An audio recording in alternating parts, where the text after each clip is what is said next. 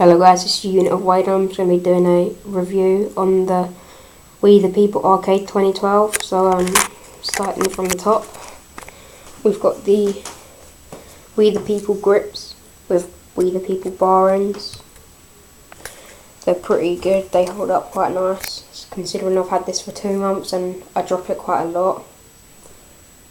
Yeah, same on the other side, but got a back brake, salt lever, salt cable, the We the People bars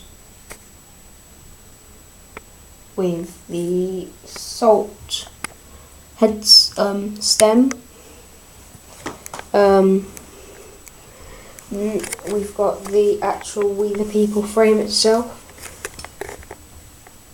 Arcade. 1 minute. Here we go. We've got the forks as well. Pretty nice. Salt front hub. All that stuff with the wheels. Salt cranks. Eclat pedals. Salt sprocket.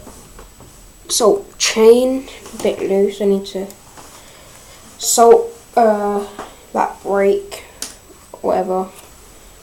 We the People arcade seat, pretty nice design. Yeah, that's pretty much it on the bike. This is what comes with it, like the accessories. That being front brake, which I took off,